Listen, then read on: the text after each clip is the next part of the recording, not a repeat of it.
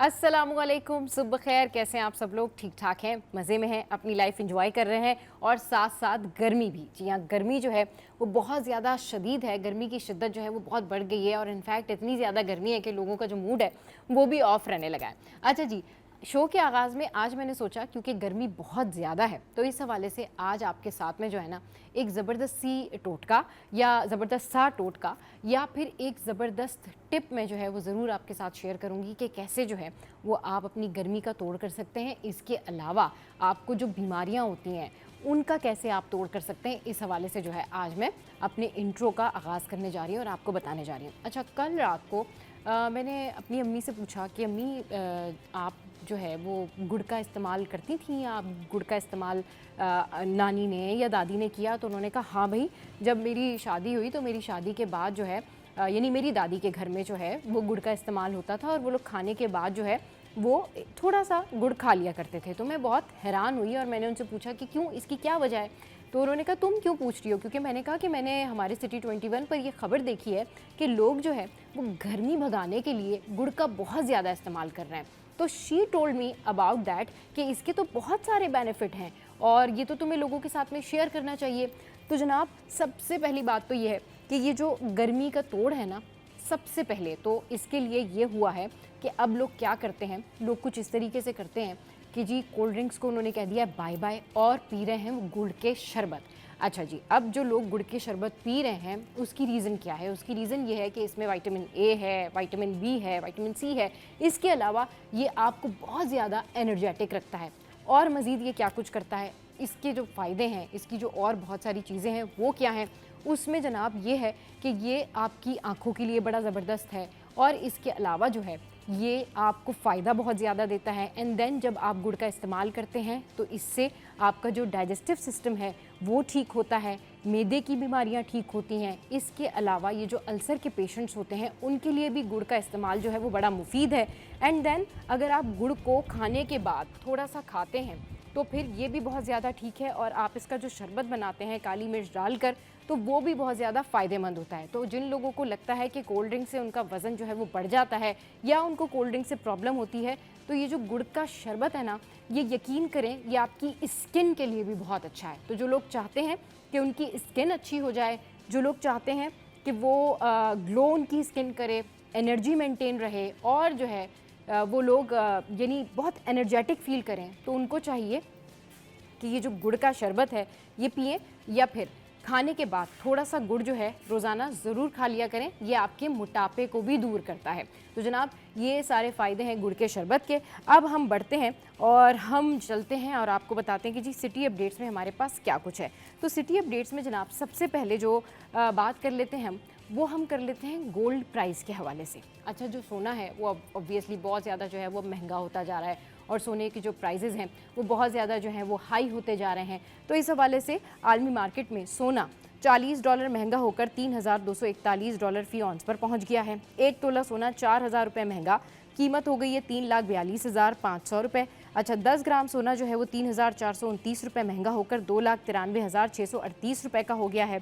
1 तोला चांदी की कीमत जो है वो 3,410 रुपये पर बरकरार है। तो जी अब कुछ बात कर लेते हैं हम चिकन के रेट्स की। अच्छा, जो चिकन के रेट्स हैं ना जी वो क्या है? चिकन के रेट्स जो हैं वो है 650 और फिर उसके बाद जो बीफ है वो है 1150 and then we have mutton जो है वो 200 है और फिर उसके बाद जो अंडे हैं वो 260 रुपये दर्जन है। उसके बाद चलते जी खाड़ी पे जो है वो सेल लगी हुई है। तो खाड़ी पे जो सेल है उस पे है 70% ऑफ, देन गुलेमत पर 70% ऑफ है, लाइमलाइट जो है उस पर भी 70% ऑफ है और जो डेट है उसके ऊपर भी 70% जो है वो ऑफ लगा हुआ है। अच्छा जी, अब नेक्स्ट बढ़ते हैं दालों की जानिब। तो दालों की जो प्राइस है, मेरी फेवरेट दाल मास जो है उसके प्राइस हैं 405। जी हाँ। अच्छा, और फिर मूंग की दाल जो है उसके होलसेल प्राइस हैं 310 और फिर जो मसूर की दाल है उसके प्राइस हैं 250 और फिर जो दाल चना है उसके होलसेल प्राइस हैं 340 और फिर जो काबली चना है उसके होलसेल प्राइस हैं 310। अच्छा जनाब, अब कुछ बात कर लेते हैं हम रेलवे के हवाले से। अच्छा जी, अब जो रेलवे का जो शेड्यूल है ना, हम हमेशा आपको ये ज़रूर बताते हैं कि आपने जो है वो ट्रेनों का शेड्यूल क्या है, प्लेन्स का जो शेड्यूल है वो क्या है, इस हवाले से हम आपको ज़रूर अपडेट करते हैं। तो अब इस दफ़ा जो ईद पर ट्रेनों का शेड्यूल है, ईद पर स्पेशल ट्रेन्स जो हैं वो चलाई जाएंगी और इसके हवाले से जो है वो अहम ऐलानात भी किए गए हैं। तो जनाब क्या कुछ है, ईद उल अज़हा के मौके पर पाकिस्तान रेलवे की जानिब से खुसूसी ट्रेनों का ऐलान किया गया है। पाकिस्तान रेलवे ने ईद उल अज़हा के पुरमसरत मौके पर मुसाफिरों की सहूलत के लिए 5 खुसूसी ट्रेनें चलाने का फैसला किया है।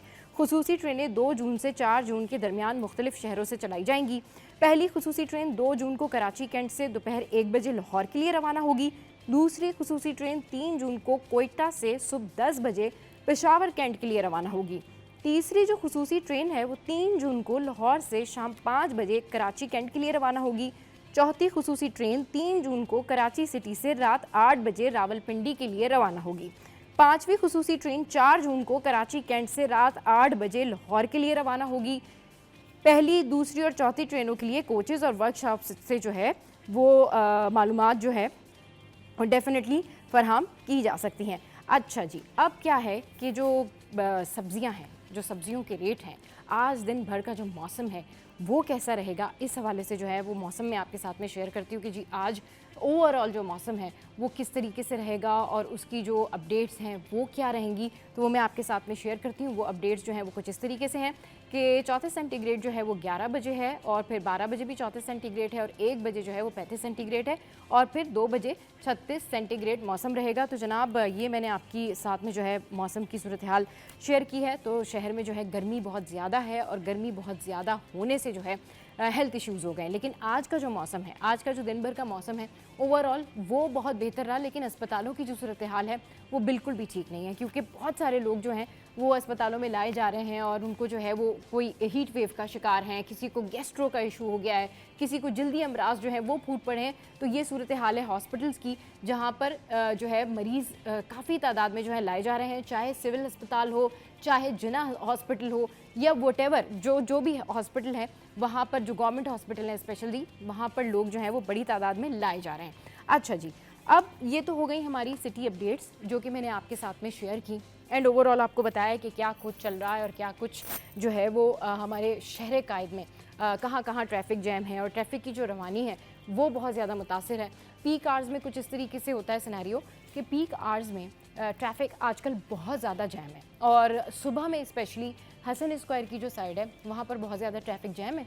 इस हवाले से जो ट्रैफिक प्लान है वो डेफिनेटली दोबारा तरतीब भी दिया जाएगा और जो ट्रैफिक एहलकार हैं वो डेफिनेटली होने चाहिए उन जगहों पर, ताकि जो ट्रैफिक स्टैटिक होता है वो मूव ऑन कराया जा सके और रवानी बरकरार रह सके। और यही नहीं बल्कि जब हम लोग ट्रैफिक में स्टक होते हैं तो रोज़ाना आके शो पे जिक्र कर रहे होते हैं कि आज ट्रैफिक बहुत जैम था, लेकिन समहाउ ये जो कुछ दिन हैं इनमें वाकई जो है वो ट्रैफिक बहुत ज़्यादा जैम है। तो ये तो हो गई जी सिटी अपडेट्स। अब टॉप स्टोरीज़ आपके साथ में शेयर करते हैं और टॉप स्टोरीज़ में एक बड़ी टॉप स्टोरी जो आपने कल सुनी होगी जिसके ऊपर हम सबको फ़ख्र है। अच्छा जनाब, ये तो आपने सुना ही होगा कि आर्मी चीफ जो हैं उनको डेफिनेटली फील्ड मार्शल का जो ये ओहदा है वो दिया गया है। लेकिन अब आपके साथ में शेयर करते हैं कि ये फील्ड मार्शल जो होता है, फील्ड मार्शल का एजाज़ क्या है, तो इस हवाले से आपको बताते हैं। तो जी पाकिस्तान में ये भी आपको बताते हैं कि अब तक ये एजाज़ जो है वो किस किस को मिला है। तो फील्ड मार्शल का एजाज़ क्या है, पाकिस्तान में अब तक किस किस को ये मिला है।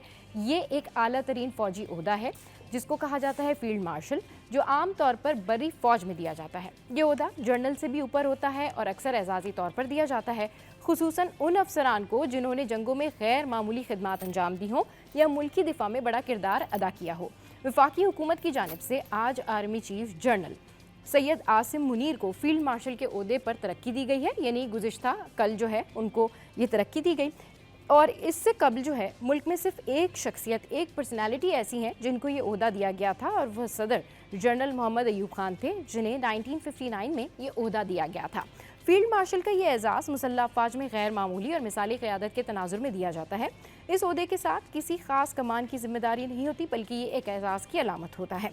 फील्ड मार्शल आर्मी में जनरल के रैंक से ऊपर सबसे बड़ा ओहदा है फील्ड मार्शल आर्मी अफसरान में सबसे ज़्यादा सीनियर 5 स्टार जो हैं वो ऑफिसर होते हैं। अच्छा जी, ये तो खबरें मैंने आपके साथ में शेयर की, और जिस तरीके से हमें हमारी पाक फ़ौज पर फ़ख्र है, जिस तरीके से हमें हमारी कौम पर फ़ख्र है, और जो कुछ भी हुआ पिछले दिनों उसके बाद तो दिल जो है ना वो खुशी से सरशार है। अच्छा, यहाँ पर वक्त हुआ एक ब्रेक का। ब्रेक के बाद जब वापस आएंगे तो दीगर टॉप स्टोरीज आपके साथ में शेयर करेंगे। आपने कहीं नहीं जाना, हमारे साथ रहना है। Keep watching City at 10।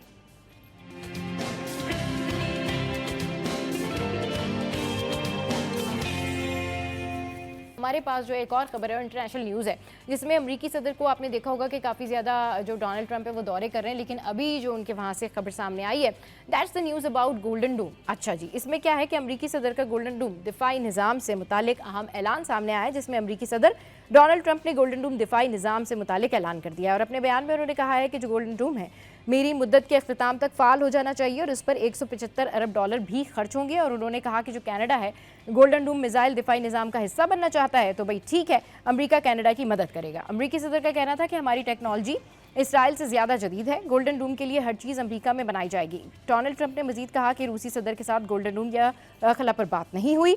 Golden डोम दिफाई निज़ाम के कुछ हिस्से ज़मीन के गिर्द मदार में भी होंगे, और अमरीकी सदर ने यह भी कहा कि इस निज़ाम में सेटेलाइट ट्रैकिंग और स्पेस इंटरसेप्टर्स जो हैं वो भी शामिल होंगे। तो भाई ठीक है, अब अमेरिका भी जो है ये गोल्डन डोम बनाने के लिए जा रहा है। Coming back to the stories of our city, कि हमारी जो शहर है, शहर कायद है, उसमें क्या कुछ हो रहा है और उसमें बहुत सारी एक्टिविटीज़ हो रही है। इस पर बात करने के लिए हमें सीनियर एंकर पर्सन अयाज भाई ने ज्वाइन किया है। बहुत दिनों बाद अयाज भाई जो है हमारे शो पर आए, बहुत बिजी हैं। अस्सलाम वालेकुम, वेलकम टू द शो। कैसे हैं आप? ठीक ठाक है अयाज भाई? जिस तरीके से हम देख रहे हैं कि बहुत सारी एक्टिविटीज़ हो रही हैं, चाहे वो पड़ोसी मुल्क से लेकर कराची की अपडेट्स तक हो, तो वहीं हम देख रहे हैं कि अब बजट की आमद है, और इस हवाले से जो है एमकेएम पाकिस्तान की शेडो बजट की तैयारियां अब आखिरी मराहिल में दाखिल हो गई है। तो इस हवाले से ज़रा कुछ बताएं कि क्या कुछ चल रहा है और क्या प्लानिंग है। देखें, अभी बजट आने में, क्योंकि अब पहले था कि 6 तारीख तक बजट लाने का था, लेकिन अब बीच में ईद आ रही है, तो यकीनन ये अब ईद के बाद ही जो है वो सामने आएगा। इस वक्त सबसे अहम मसला आ रहा है कि जो सैलरीड लोग हैं उनके ऊपर जो बोझ डाला गया है, सबसे ज़्यादा बोझ इस वक्त जो टैक्स के अंदर उठा रही है, इस वक्त इकनॉमी में जो सपोर्ट दे रहे हैं वो सैलरीड पर्सन दे रहा है, क्योंकि स्लैब्स उनके आपको पता है बहुत ज़्यादा है। तो अब उसके ऊपर बोझ कम करने की बात आ रही है। अब जहाँ 50,000 से 60,000 की सैलरी के ऊपर जो कट लगा था, उसके बाद अब 1 लाख रुपए तक की बात की जा रही है कि 1 लाख से ऊपर की सैलरी के ऊपर जो है वो जैसे पुराना स्लैब होता था उस स्लैब के ऊपर बात हो रही है। लेकिन उसके लिए अभी IMF से अप्रूवल लेना हमें जो है ज़रूरी है, क्योंकि हमने ये देखा कि हमारा तकरीबन जो टैक्स कलेक्शन है वो 1 ट्रिलियन जो है वो शॉर्टफॉल रहा है इस साल का। अभी 2 महीने बाकी हैं इसके अंदर, लेकिन इसमें कम व पेश कुछ आगे पीछे होगी। तो उसके ऊपर ये कि एक बड़ा बार है कि जो अब आपको कन्विंस करना पड़ेगा IMF को, जिसके लिए हमने देखा कि हुकूमत ने जल्दबाजी में एक ऑर्डिनेंस निकाला है टैक्स के ऊपर, जिसके अंदर जो अपने कानूनी पेचीदगियों के अंदर जो पैसे फंसे हुए हैं, जो कि बिज़नेस कम्युनिटी जो एक केसेस कर देती है, FBR के जो केसेस जो अदालतों में चल रहे हैं, तो उसके ऊपर एक क्योंकि ये केस दब गया, क्योंकि हम वॉर में चले गए थे, तो ये एक बड़ा 2 महीने पहले इसके ऊपर बड़ी इस वक्त तनकीद की जा रही है बिज़नेस कम्युनिटी की जाने से, ख़ास करके इसके ऊपर फौरी तौर पे इस ऑर्डिनेंस को वापस लिया जाए। क्योंकि जो उनको एक पास एक ये था कि पहले आपको अगर कोई भी मसला आता है FBR की जानिब से, तो आप पहले जाते हैं टैक्स कमिश्नर के पास, वहाँ से फिर आप जाते हैं ट्राइब्यूनल में, ट्राइब्यूनल के बाद जाते हैं आप हाई कोर्ट में। तो इस दफ़ा का जो ऑर्डिनेंस है उसके अंदर ये आया है कि जैसी ट्राइब्यूनल से आप कोर्ट में जाएंगे और हाई कोर्ट से कोई भी केस आपके ऊपर अगर आपको स्टे नहीं मिलता, तो मिजाज होगी हुकूमत के, वो आपके बैंक अकाउंट से जो केस चल रहा है उतने पैसे निकाल लेगी, जिसके अंदर एक तशवीश की लहर पाई जा रही है उनकी जानिब से। और उसी तरह के केसेस अगर एक केस में ऐसा हो गया और उसी टाइप के केसेस जो और मज़ीद चल रहे होंगे, क्योंकि एक केस के फैसले को रेफरेंस बना के दूसरे केस पे लागू किया जाता है, तो उस तरह के जितने केसेस होंगे, ये भी इस तशवीश है लोगों के अंदर कि जिनके केसेस होंगे उनसे भी पैसे जो है वो रिकवर कर ली जाएगी हुकूमत। और साथ साथ जिस तरह हम देखते थे कि POS के ऊपर जिस तरह छापे मारे जाते हैं, तो इसी तरीके से FBR का बंदा इनका स्टॉक टैगिंग और इनकी इनवॉइसिंग को चेक करने के लिए कहीं भी पोस्ट किया जा सकता है। ये भी एक बहुत अनलिमिटेड पावर जो है इस वक्त FBR के जो लोग हैं उनको दे दी गई है, जिसके ऊपर बहुत ज़्यादा बात की जा रही है, जो कि अभी इतनी हाईलाइट नहीं हो पा रही क्योंकि इस वक्त हम इंटरनेशनली इतनी ज़्यादा चीज़ों में फंसे हुए हैं, तो लोकल चीज़ों के ऊपर बात नहीं हो पा रही। तो ख़ास करके ये जो महीने होते हैं इसके अंदर हम बजट बन रहा होता है, टैक्स कलेक्शंस हमारे नोट किए जा रहे होते हैं, आगे के हदफ तय किए जा रहे होते हैं कि हमने आगे साल भर किस तरह चलाना है। तो ये तमाम चीज़ें इस वक्त काम हो रहा है इसके ऊपर। जहाँ तक शेडो बजट्स की बात है तो तमाम चैम्बर्स एसोसिएशंस मिलके भी अपना शेडो बजट देती हैं। MQM का रिवायत रही है कि वो हमेशा से जब से ये इनकी पॉलिटिक्स में आए हैं, जब से ये उसके अंदर अपना शेडो बजट पेश करते हैं, लेकिन उस पर अब कितनी हुकूमत मानती है और नहीं मानती, क्योंकि अब तो ये तमाम देने चीज़ें बेकार हैं, क्योंकि अब हमें जो बातचीत करनी है वो करनी है IMF से। तो IMF जिसके साथ जो बैठ के बोर्ड बात करेगा और वो कितना कन्वेंस होते हैं और कितनी चीज़ों पे मानते हैं, ये अब आने वाला वक्त बताएगा। लेकिन जो ख़बरें आ रही हैं इस वक्त तक, कोशिश ये है कि सैलरीड लोगों के ऊपर से टैक्स को कम किया जाएगा, टैक्स नेट को बढ़ाने की रिटेलर्स और साथ खास जो एग्रीकल्चर के ऊपर अच्छा टैक्स लगाने की बात जो की जा रही थी और अब करना भी है और लगाया भी गया, तो ये इम्प्लीमेंटेशन होगी और रिटेलर्स जो और सर्विसेज वाले जो टैक्स हैं वो सबको टैक्स नेट में आना पड़ेगा, टैक्स नेट में जो है वो लाना पड़ेगा। चलिए जी, मजीद हमें ज्वाइन किया है खुर्शीद भाई ने। अस्सलाम वालेकुम खुर्शीद भाई, वेलकम टू द शो। कैसे हैं आप? बड़ा मुस्कुरा रहे हैं आप सुबह सुबह, और यकीनन कुछ ना कुछ खास खबरें जो होती हैं खुर्शीद भाई के पास, जब भी जो है वो मुस्कुरा रहे थे। लेकिन सबसे पहले मैं पूछना चाहूँगी, अभी जो PIA की निजकारी के हवाले से खबरें सामने आ रही हैं, ये क्या है खुर्शीद भाई, ये क्या सिनेरियो है, ज़रा थोड़ा सा हमें बताएं इस हवाले से। जो कौमी इदारे हैं, हाँ, उनकी बहैसियत पाकिस्तानी, मैं तो नहीं समझता कि उनकी निजकारी होनी चाहिए। सही। जिस तरह पाकिस्तान स्टील है, PIA है, तो ये वो इदारे हैं जिनसे पाकिस्तान की इकॉनमी और उसकी मजबूती वाबस्ता होती है। सही। और जिस तरह से स्टील मिल एक हमारा तोहफा था, जुल्फ़िकार अली भुट्टो ने बनाया, फिर उसमें बहुत सारे रूस ने ताउन किया, सऊदी ने ताउन किया, तो उससे मईशत का पहिया जो है ना मज़ीद मुस्तहकम हो सकता था। हाँ। बदकिस्मती कह लीजिए कि इंतज़ामी उमूर की, कि वो मुस्तकिल लॉस में है। सही। अब तक भी वो अरबों खरबों के लॉस में है। हाँ। और जो मैं समझता हूँ कि ये एक स्टील मिल अगर ये सही तरीके से अपनी वर्किंग करती तो पाकिस्तान को IMF से कर्जा लेने की ज़रूरत नहीं पड़ती। सही। और इसी तरह आप आ जाएँ हवाबाजी के शोबे में, कि जो अफराद हवाबाजी के शोबे से निकल कर किसी और एयरलाइन में गए हैं तो वो मुनाफा बख्श हुई है। इसी तरह खाका नवासी की जो एयरलाइन है, जब वो PIA के चेयरमैन थे, PIA खसारे में था, उन्होंने अपनी एयरलाइन बना ली, वो आज भी मुनाफा बख्श है। तो इसी तरह PIA भी जो कौमी इदारा है, कौमी असासा है, आपके और हमारे टैक्सेस उसमें शामिल है। हाँ। और आपके हमारे खून पसीने का जो पैसा है वो उसमें लगा हुआ है। तो इसी तरह PIA की निजकारी जो है वो बहुत अरसे से एक मुअम्मा बना हुआ है, जो कि अब बहुत सारी इस पर कमेटियाँ बनी हैं। डॉक्टर फारूक सत्तार भी उस कमेटी का हिस्सा हैं। तो वो मुस्तकिल लॉस में है, कौमी खजाने पर एक बोझ बनता जा रहा है। तो उसकी या तो शफाफ निजकारी हो जाए, बहुत सारे स्टेक होल्डर्स ने अपनी बिड भी दी है, और एक स्टेक होल्डर तो ऐसे थे जो बिल्डर्स थे, उन्होंने तो एक बिड ऐसी दी अयाज भाई कि जो मैं ख्याल से PIA का एक छोटा सा कोने का एहसास है, तो उन्होंने बिड ऐसी दी है कि अब PIA का। देखिए इसके अंदर अब आपने एक तजर्बा कर चुके हैं। हाँ। कराची के अंदर सबसे बड़ा तजर्बा था KAC को K-इलेक्ट्रिक करना। हाँ। ये आप एक बड़ी और एक PTCL, जो आपके दो कौमी ऐसी चीज़ें हैं, हाँ। इदारे जिनको आपने प्राइवेटाइज करके उनसे आपने सीखा है। K-इलेक्ट्रिक के पास भी अपने असासे हैं, चीज़ें हैं जो आपने दे दी, लैंड हैं, बहुत सारी जगहें जो अब PIA के पास भी देखें अपनी बहुत सारी प्रॉपर्टीज़ वगैरह, जैसा होटल की बात आ रही है, वो चीज़ें अब इनको बहुत सारी चीज़ों के अंदर अब सीख लेना चाहिए। जो भी प्राइवेटाइज करने जा रहे हैं, औने पौने दानों पे नहीं देनी। सही। आप उसको सेमी प्राइवेट करें। और अहम चीज़ ये है कि देखें ये वो इदारे हैं, अब K-इलेक्ट्रिक को देने का मकसद ये है कि आम आदमी उससे मुतासर होना है। सही। अगर PIA जाएगी तो उससे आम आदमी शहरी पे कोई फ़र्क नहीं पड़ेगा, क्योंकि जहाज़ का ट्रैवल करने वाले, अब इस्तेदाद रखने वाले, अब मैं भी नहीं रहा, अगर सीधी बात कही जाए, जिस तरह फ्रीक्वेंट ट्रैवल हम लोग रहे थे, अब इस तरह अब आप ना इंटरनेशनल ट्रैवलिंग कर सकते हैं, डोमेस्टिक भी आज 40,000 रुपये का टिकट है, 60,000 रुपये पड़ते हैं आपको लाहौर का टिकट मांगने के लिए। तो ये अब आम आदमी की जो रोज़ कमाने वाले जो लोग हैं वो तो इस तरह ट्रैवल नहीं कर सकते, मजबूरन आपको कहीं ना कहीं इस तरह जाना पड़ेगा ना। तो पहले तो ये होता था, आपके दोस्त हैं, आपके रिश्तेदारों में आप चले जाते थे, 20, 25, 30 हज़ार में आपका आना जाना हो जाता था। वन में या 40-40 हज़ार रुपये का टिकट है, लाख रुपए का टिकट, आना जाना कोई आसान बात नहीं है। इस्लामाबाद का ट्रैवल करना है या लाहौर का ट्रैवल करना, वो इस तरह इतना ईजी नहीं रहा। तो इसलिए अब आप इनको करें प्राइवेटाइज, बिल्कुल करें, क्योंकि ये चीज़ें आपकी अब इकनॉमी पे बोझ अगर बन रही हैं, पहले तो आपने चीज़ें ये देखनी है कि जो इसके अंदर आपके एक तो ज़रूरत से ज़्यादा लोग हैं। सबसे अहम चीज़ ये है कि वो ज़रूरत से ज़्यादा लोग आपके पास हैं। आपके पास 40 जहाज हैं तो 550 आपके पास पायलट्स हैं। देखिए सबसे अहम चीज़ इसके अंदर सबसे ज़्यादा जो इसमें तनख्वाहदार तबका है वो पायलट्स जो सबसे ज़्यादा बोझ है आपके पास। अब आपके पास जहाज़ ही 40 हैं, आप जब जहाज़ लीज पे लेते हैं, पिछले दिनों में हमने ये भी देखा है कि पायलट और क्रू के साथ आपने जहाज़ लीज पे लिए थे यार तो ये बिल्कुल जहाज़ है जिसके क्रू और पायलट उनके अपने थे। तो उस वक्त वो सिलसिला भी देखा हमने SPIA के साथ हुआ। तो अब जहाँ स्टील मिल के अंदर है उसके अंदर भी ओवर बर्डन है, बंद पड़ी है, ओवर बर्डन है। मैं ये नहीं कह रहा कि बाकी लोगों ने खून पसीना दिया है, वो चीज़ें चलने वाली। अब सबसे अहम चीज़ देखें आप, मुझे दुख होता है इस बात के ऊपर, 1973 के अंदर आपने यूटिलिटी स्टोर्स बनाए थे, आज उनको ताले लग गए। आज प्राइवेट जितने भी स्टोर्स यूटिलिटी जिस तरह तर्ज पे जो स्टोर्स बने, जो स्टोर चेन लाने का जो बुनियाद डाली हुकूमत ने डाली, और आज जो स्टोर्स बनते हैं, मोहल्ले गलियों की स्टोर्स बंद कर दी है, उस बड़ी चेन्स जो बन गई, वो दिन ब दिन दूनी रात चौगनी जिसको कहते हैं तरक्की करते चले गए। एक हैदराबाद से निकले और आज वो पूरे पाकिस्तान की चेन बन चुके। जो छोटी छोटी चेन्स जो तारिक रोड हैदराबाद में जिनकी चेन्स शुरू हुई वो आज पूरे मुल्क में फैल चुकी हैं, चाहे जिसकी भी बात कर लें आप।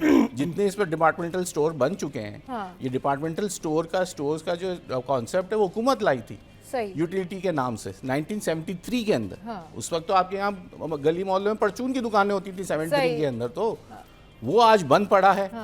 हुकूमत से की चीज़ वो आज बंद हो गई। और जो एक दुकान थी, ये एक चेन थी यूटिलिटी स्टोर्स की, वो आज पूरी पाकिस्तान में फैल चुकी है और वो कैसे तरक्की कर रहे हैं। तो ये हुकूमत को सोचने वाली चीज़ें हैं कि निजकारी का जो तजुर्बा था हमारा KSE का, जो KLT की सूरत में आवाम को मिला है, ये मैं समझता हूँ इससे तो बहुत ही सबक सीख लिया हमने।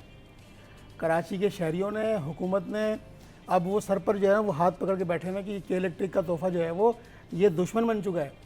इंडिया तो राफेल से हमले कर रहा है, ये तो 24 घंटे में 4-5 मरतबा हमले करते हैं। सही, मतलब शहरी मर जाएं, वो जल जाएं, वो अपना प्राइवेट इदारे ना, तो वो तो प्राइवेट हो गया। किसी को कोई पैसों से मतलब है ना उसको। तो हुकूमत को KLT की जो निजकारी की उसमें आज भी शहर कराची के शहरी उसको फेस कर रहे हैं, भुगत रहे हैं। गर्मी के अंदर जो आप देखें 38-39 जो है दर्जा हरारत है, लेकिन KLT के लोगों को ज़रा बराबर भी जो है वो एहसास नहीं है इस बात का कि वो उन इलाकों में भी लोड शेडिंग करते हैं जहाँ पर बिलिंग पूरी है। और उस इलाके में लोड शेडिंग करने का मैंने उनसे मतलब पूछा, मैंने कहा भाई जो फ्लोर्स बिल पे कर रहे हैं वो किस बात का जुर्म की सजा भुगतेंगे, क्या आप उनको भी? पूरे मुल्क में कराची वाहिद शहर है जहाँ बिजली प्राइवेटाइज है।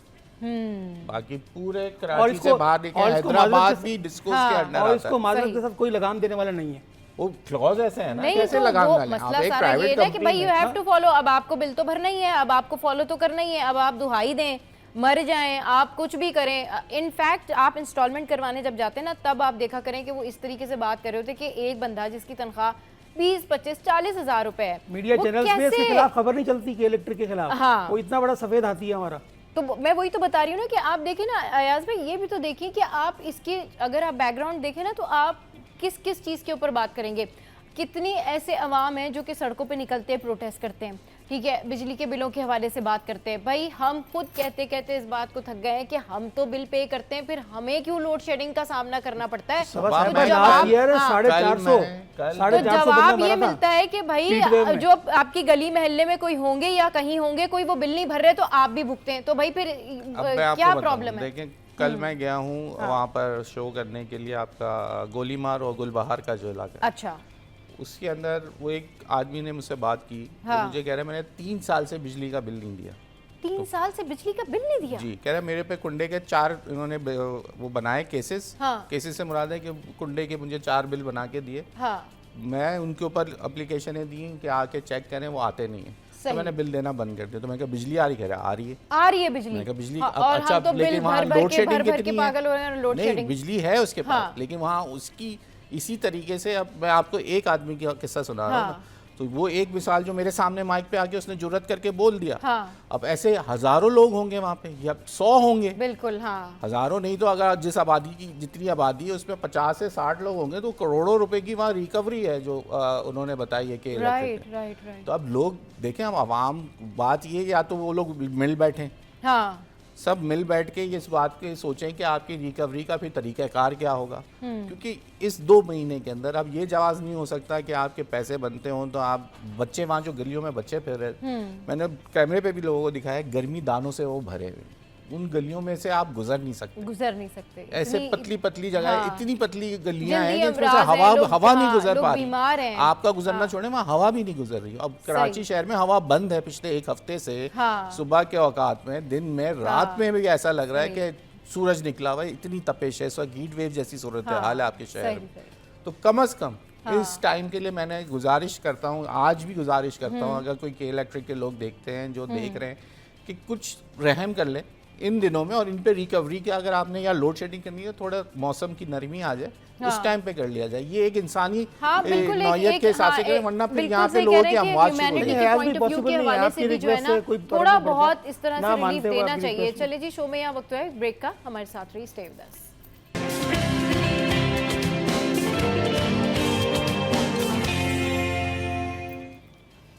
अच्छा जनाब, तो अब कुछ जिस तरह से हम सिटी अपडेट्स शामिल कर रहे हैं, तो वहीं पर जो है कुछ आपको बता देते हैं कि सब्जियों की जो प्राइस हैं उसमें कितना डिफरेंस है, जो सरकारी प्राइस हैं और जो नॉर्मल प्राइस हैं, यानी कि वो प्राइस जो स्टैटिक हैं, कमर्शियल कराची की प्राइस हैं, वो क्या है, और जो आवाम ख़रीद रहे हैं और आवाम जो बेचारे जो है वो पिस रहे हैं महंगाई की इस चक्की में, वो क्या प्राइसेस हैं। तो जनाब, सब्जियों की जो सरकारी और बाज़ारी कीमतों का फ़र्क है वो मैं आपके साथ में शेयर करती हूँ कि सब्जियों की कीमतों में अब इजाफा होने लगा है। अच्छा जी, ये इजाफा किस तरह होने लगा है कि जो कमिश्नर कराची हैं उनकी जानिब से जो मुकर्रर करदा कीमतें होती हैं, जो हम आपके साथ में शेयर करते हैं, वो कुछ इस तरह से है कि आलू की जो सरकारी कीमत है वो है 52 और ये फ़रोख्त हो रहा है आलू 75 रुपये में। अच्छा, फिर प्याज जो है उसकी सरकारी कीमत है 29 रुपये और बाज़ार में ये 50 रुपये किलो फ़रोख्त हो रहा है। फिर भिंडी की जो सरकारी कीमत है वो है 92 और फ़रोख्त हो रहा है ये 170 पे, मतलब इतनी भिंडी इतनी महंगी फ़रोख्त हो रही है। अच्छा, टमाटर की जो सरकारी कीमत है वो है 35 रुपये और ये फ़रोख्त हो रहा है जी 60 रुपये में। और लहसुन जो है इसकी सरकारी कीमत है 230 और ये फिर दस्तयाब होगा 280 रुपये किलो में। अच्छा, अदरक की जो सरकारी कीमत है वो है 690 यानी 690 और नॉर्मली जो मार्केट्स में ये फ़रोख्त हो रहा है वो है 920 रुपये फ़ी किलो पर इसकी जो कीमत है वो बराजमान है, यानी उस बरकरार है। शिमला मिर्च की सरकारी जो है वो 115 है और मार्केट में 280 है और लीमू जो है वो 863 सरकारी कीमत है और बाज़ार में ये 900 पर फ़रोख्त हो रहा है। और मेथी जो है वो 81 है और मार्केट में 160 पर। और करेला जो है इसकी सरकारी कीमत 46 रुपये फ़ी किलो है मगर बाज़ार में 160 रुपये पर ये फ़रोख्त हो रहा है। अयाज भाई, ये जो मैंने अभी मार्केट रेट्स और सब्जियों के बारे में आपको बताया, इसी तरह के मामलात ना हर यूटिलिटी पर हैं, इसी तरह के मामलात आप तमाम ग्रॉसरीज में ये फ़र्क आपको मिल जाएगा। आप जहाँ पर भी जाते हैं आपको प्राइसेस हाई मिलते हैं, बट आप देखें कि डबल प्राइसेस, यानी हम ये बताते आते हैं आपको कि जी सब्जियों के प्राइस हाई हो रहे हैं, लेकिन ये देखें दुगना इजाफा हो गया। देखिए, अब ये बात कमिश्नर कराची जिस तरीके से मुतारिक रहे, हमने रमज़ान में देखा हाँ। जिस तरह उनकी जो प्राइस कमेटियाँ काम कर रही थी। हाँ। अब मुझे लगता है दोबारा वक्त आ गया कि एक बार फिर जो है ये शहर के अंदर चीज़ों की प्राइस जो वो खुद दे रहे हैं उसके लिहाज से तकरीबन डबल का फ़र्क है।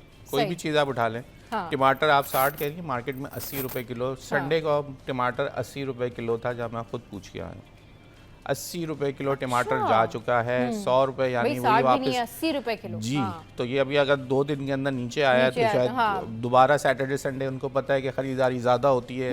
ये भी हमारे यहाँ एक बड़ा मसला है, लोगों को पता होता है। ये अब आपकी साइकी से खेलते हैं, जो उनको पता है कि लोग संडे के दिन ज़्यादा, जो हमारे जैसे नौकरी पेशा लोग हैं वो संडे के दिन ही निकल सकते हैं, जो एक छुट्टी होती है जिसके अंदर जाके आप ग्रॉसरी करते हैं।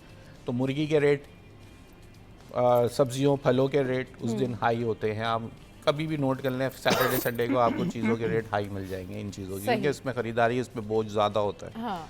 अब यही सिलसिला मुर्गी में दोबारा कीमतें महंगी होनी शुरू हो गई हैं। मुर्गी का गोश्त फिर महंगा हो रहा है इस वक्त। हाँ। उसमें भी रेट ज़्यादा दिन ब दिन बढ़ते चले जा रहे हैं। हालांकि गर्मी है, सीज़न, फिर वही बात, जवाब 2 चीज़ों का बनता है, फीड महंगी है या गर्मी है, इसमें अमवाज ज़्यादा हो रही है, पीछे से सप्लाई कम हो रही है, इस वजह से वो बनाने यहाँ।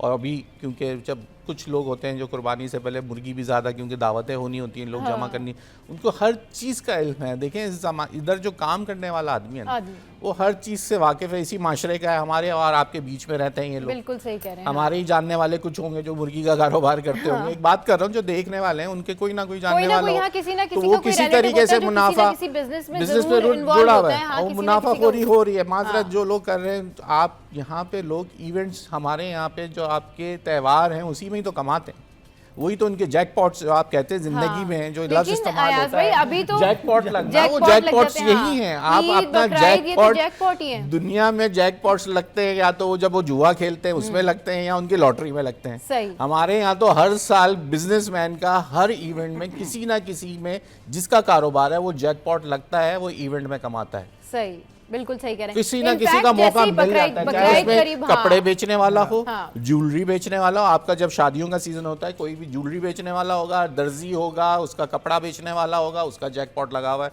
रमज़ान में सब्जी वालों का जैकपॉट लगा हुआ है। जो त्यौहार आ रहे हैं, आपके 12 रबी अव्वल आ रहा है, दूसरा उसमें आपके बिरयानी वालों के जैकपॉट लगे हुए। हर चीज़ में देखें, हर त्यौहार में सबको जैकपॉट लगा है, इसलिए तो इनका कारोबार चल रहा है। क्यों नहीं कारोबार बढ़ता? अब उन्हें पता है ना सब कि रो रहे हैं, बारबेक्यू लेकिन होगा, कारोबार बकरीद आ रही है, आपको आज तक तो कोई उन्होंने कारोबार छोड़ता लीमू हुआ की मिला है? कीमतें भी बढ़ा दी। रोता रहेगा मेरा कारोबार नहीं चल रहा, मैं रो रहा हूँ, मर रहा हूँ। सब कारोबार सिस्टम पूरा चल रहा है, उसका घर का, उसका रहन सहन, और रोता रहेगा मेरा कारोबार नहीं चल रहा है। क्यों? कि वो अपना जैकपॉट उसके लगे हुए हैं।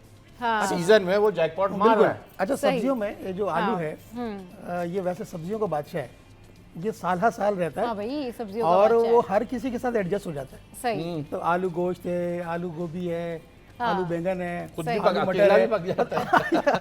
अच्छा, अकेला भी पक जाता है आलू तो, और ये सारा साल रहता है। इसकी कीमत जो है वो तवाजुन बरकरार इसमें भी नहीं रहता, नहीं रहता। पूरा साल इसकी जो है वो इसका बिजनेस रहता है आलू का। हाँ। फीका आलू है, मीठा आलू है, लेकिन ये हर किसी के साथ एडजस्ट हो जाता है। नया ये इसकी आलू, खासियत पुराना है। आलू हर तरीके से हाँ। हर तरीके से कमाते हाँ, हैं। नए और- आलू की कीमत अलग है, पुराने आलू की कीमत बिल्कुल सही। ये हर किसी के साथ एडजस्ट हो जाता है, इसमें ये बस फ्लेक्सिबिलिटी हमारे है। मुल्क में ना जो अलमिया है, वो अलमिया कुछ इसी तरीके का है कि इंसान जो है, जो भी इसको सिस्टम, हमें जो सिस्टम दिया गया है, या हम जिस माहौल में रहने के आदी हो गए ना, कुड़ते रहते हैं, बस कुड़ते रहते हैं, लेकिन नाशुक्र बर्दाश्त करते रहते हैं, बर्दाश्त करते रहते हैं, बर्दाश्त करते रहते हैं। तो बस यही सिलसिला है कि आवाम ही बर्दाश्त करती है, और आवाम ही जो है वो भुगत रही होती है, और इन दी एंड आवाम ही आपको दुहाइयाँ देती हुई नजर आएगी, लेकिन बाकी जो है किसी के कानों पे जूं नहीं रेंगती। अच्छा जी, आजकल एक और जो इशू है वो बहुत ज़्यादा हाईलाइटेड है, इट्स अबाउट इंटरमीडिएट, उसके एग्ज़ाम्स के हवाले से आपको पता ही होगा कि जिस तरीके से वहाँ पर कुछ गवर्नमेंट कॉलेजेस ऐसे हैं जहाँ पर कुछ नामालूम अफराद गए और उन्होंने वहाँ पर जाकर टीचर को जो है वो ज़दोकोब किया है, और इसके अलावा जो है उन्होंने वहाँ पर जाकर नकल माफिया जो है उनको कहा कि जी, टीचर को कहा कि जी आप रुक जाएं, और नकल को जो है ना उन्होंने प्रमोट किया कि जी ठीक है होने दें। ये तो सारा सिनेरियो चल ही रहा है। इसके साथ साथ ही जो है ना वो एक और भी खबर है कि कराची में कॉलेज से घर को वापस लौटने वाली तालबा जो है वो मुबैना तौर पर अगवा हो गई है। तो दोनों खबरें हैं, इनके ऊपर बात करेंगे। अयाज भाई, हम सब जो है वो ऑब्वियसली एजुकेशनल सिस्टम से गुजरते हैं, और अगर खुद आप इमेजिन करें कि आप बैठे हैं और क्लास में पेपर दे रहे हैं, और कोई नामालूम अफराद आते हैं और वो आपके टीचर को, जो कि आपके हेड हैं, आप वहाँ पे बैठे हैं, उनको ज़दोकोब करते हैं, और फिर वो कहते हैं जी नकल कराई जाए या नकल हो, तो उसके बाद जो है वो जो टीचर हैं या बाज़ाब्ता तौर पर कोई भी वहाँ पर जो बंदा बैठा हुआ है, वो जो भी प्रोमिनेंट बंदा है, वो उस हवाले से आवाज़ उठाता है, और फिर भी उसके बाद जो है इस तरह के केसेस सामने आते हैं, उसके ऊपर बाज़ाब्ता तौर पर कोई इम्प्लीमेंटेशन नहीं होती। तो ये कितना बड़ा सवालिया निशान है तालीमी निज़ाम पर और उन स्टूडेंट्स के दिमागों के ऊपर, जो कि क्योंकि एक क्लास में पढ़ने वाला भी स्टूडेंट है ना, और एक ही क्लास में ऐसे भी स्टूडेंट है जो नहीं पढ़ते, लेकिन जो लोग कुछ करना चाहते हैं, जो पढ़ने वाले लोग हैं, वो कितना ज़्यादा स्ट्रेस फील करते होंगे, उनको कितना ज़्यादा उनको उनके जहनों में ये मेमोरीज रह गई होंगी कि हम पेपर देने बैठे थे, कुछ लोग आए और टीचर को ज़दोकोब किया और मज़े से जो है वो। अच्छा, मैं आपको इसमें एक सिस्टम बताऊं। हाँ। बहुत मज़े की, ये आप लोगों को समझ में आएगी बात। हाँ, आपका भी जब सेंटर पढ़ा तो किसी और कॉलेज में पढ़ा होगा। हाँ बिल्कुल। अच्छा, जितने प्रोफेसर्स हैं वो एंजुलेट आपके जो अंदर होते हैं, वो टीचर्स जो आपको लगता है जो इम्तिहान ले रहे होते हैं, हाँ। वो नहीं होते। वो हाँ कोई वहाँ और का स्टाफ होता है या बाहर से हायर किया हुआ, वो कोई सीनियर, हमने यूनिवर्सिटीज़ के अंदर, खासकर कराची यूनिवर्सिटी के अंदर भी जो सीनियर एक्स स्टूडेंट्स होते हैं जो उसके, वो भी आके उसके अंदर एग्जाम्स लेते हैं आपके। अब सीन ये है कि आप जिस जगह पे ये हो रहा होगा, यकीनन ये वो इलाके हैं, जैसे अब मैं कल एक आबादी में गया खुदा की बस्ती के अंदर, अगर वहाँ पे किसी का सेंटर पड़ा तो समझो उसकी तो चांदी हो गई। जो चिटिंग करने वाला, ना वहाँ पे सड़कें हैं, ना वहाँ पानी है, ना वहाँ पुलिस है, ना वहाँ जो लोग हमें बता रहे हैं कि वहाँ तो रात के अंधेरे में निकलना मुश्किल। तो वहाँ मैं हालात इसलिए बता रहा हूँ कि जाहिर बात है फिर वहाँ पे जो नामालूम अफराद आराम से टहलते हुए आएंगे, जो उनको करना है वो करवाएंगे, अपने जानने वाले जिन लड़कों को उनको पास करवाना है। अच्छा, बात यह है कि चिटिंग कराने के लिए कोई आए तो स्टूडेंट्स वैसे ही, जो बच्चा है आज के माहौल का, वो कैसे उठ के कोई बोल सकता है किसी को कि आपने मेरे टीचर या मेरे आपकी क्लास में जो हमसे इम्तिहान ले रहा है उसको आप वैसे भी नहीं जानते एक तो, क्योंकि आपका सेंटर कहीं और पड़ा होता है, आप तो नहीं जानते ना कि जाहिर है प्रोफेसर भैया, है हाँ, हमें क्या पता, क्या पता वो कौन आदमी कौन है, आदमी क्या है, क्या वो है। ऑफिस का आदमी है बिल्कुल। जो बैक ऑफिस में काम कर रहे सही होते हैं, आपके बिल्कुल। एडमिनिस्ट्रेशन बल्कि के पेपर लोग देने हैं। के टाइम पर आप यही देख रहे होते कि भाई अगर टीचर हमें थोड़ा सा मुस्कुरा के या प्यार से देख ले तो मैं हौसला ही बढ़ जाए, वो तो ऐसे घूर घूर के, आप हमारे तो यकीन सारे करें, टीचर मुझे ऐसे ही आज थे। तक नहीं पता हाँ, कि वो टीचर कौन आया। एक दफा पेपर लेते हुए देखा, आज तक किसी की शक्ल भी याद नहीं होगी, ना किसी को देखा, ना हमने उसके बाद सर उठा के देखा, क्योंकि टाइम ही पेपर बड़ा लगता था, टाइम कम लगता था, तो उसमें तो जो पढ़ने वाले बच्चे हैं वो तो यही सोचते हैं, वो तो नहीं देखते कि भाई चिटिंग हो रही है, बोर्ड पे आंसर लिखा, बल्कि उसने आप अपना यही कहते लिखना हैं है, बराबर वाला सामने वाला जो कर रहा है उसने अपना जो काम गलतियां करना है, कर वो रहा है लिखना है, करता लिखना रहे, है, हाँ, लिखना आप है। अपना उसके काम करें। जहन में बी कॉपी चल रही है, पहले ए कॉपी इतनी बड़ी होती है वो खत्म नहीं होती, जिसका उसका देखिए हमारे और यहाँ अगर वो कॉन्सेप्ट तो पेपर यही है उर्दू का हो ना भाई। कि भाई एक बी कॉपी तो लाजमी लेनी है, ताकि पता ये भी चले एक कुछ कॉन्सेप्ट है, हाँ, कि जी। भाई जिसने बी कॉपी नहीं ली हुई वो तो- उसका जो है, अच्छा तुमने कितनी बी कॉपी हाँ, आज बिल्कुल। उसकी परसेंटेज तो आनी नहीं भाई, बी कॉपी तो लेनी है जी। सप्लीमेंट ऐड हाँ। करता है। जिसको सब वैसे खुर्शीद भाई आप बताएं, आप बी कॉपी लेते थे या नहीं लेते थे? मेरी जो उर्दू के पेपर्स होते थे, हाँ। क्योंकि हम उर्दू मीडियम से थे, हाँ। और उसमें तो मेरी कम से कम 2 से 3 सप्लियाँ लगती थी। अच्छा, हाँ, जो मज़ामीन लिखते थे। सप्ली से मुराद फेल होते थे? नहीं, वो जो सप्लीमेंट तो सप्ली तो वही सप्लीमेंट तो- अटैच होता है। अच्छा अच्छा, वो attach अलग होती से जो है। पेपर हाँ, एक्स्ट्रा, उसको सप्ली कहते हैं, कि सप्ली दे दें आप हमें। हाँ हाँ, सप्ली उसको भी कहते हैं भाई, वरना लोग कंफ्यूज हो जाएंगे। ऐसी है।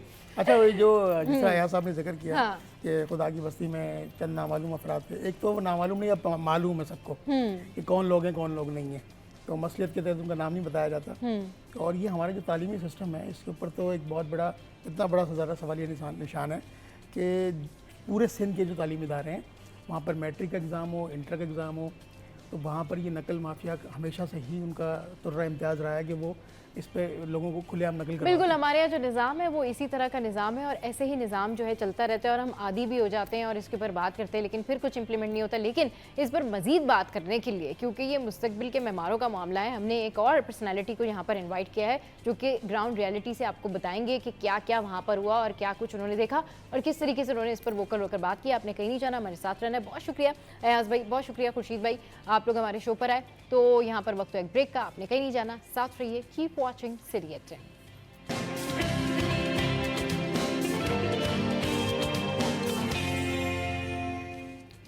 Welcome back. तो जनाब, एजुकेशन सिस्टम के जो मामलात हैं, और अभी रिसेंटली कल या परसों में आपने देखा होगा कि खबर तेज़ी से गर्दिश कर रही है कि भाई किस तरीके से जो है वो स्टूडेंट्स के सामने टीचर को ज़दोकोब किया गया। तो इस पर बात करने के लिए हमारे साथ इस वक्त सपला से, यानी सिंध प्रोफेसर एसोसिएशन से मुनव्वर अब्बास साहब मौजूद हैं। उनको वेलकम करते हैं। अस्सलाम वालेकुम sir, welcome to the show. कैसे हैं आप? ठीक ठाक हैं? मैं ठीक हूँ सर, ये जो कुछ भी सूरत हाल बनी गवर्नमेंट कॉलेजेस में, 2 ऑलमोस्ट कॉलेज हैं, एक सिराजुद्दौला है और एक और कॉलेज है, इसमें ये सारी सूरत हाल क्या हुई थी? किस तरीके से फिर आपने जो है वो कंप्लेन की, और क्या कौन लोग थे, कौन लोग आए थे कॉलेज के अंदर? देखें, ये पहली बार नहीं हुआ है। मैं थोड़ा सा आपको पस मंज़र बताऊँ।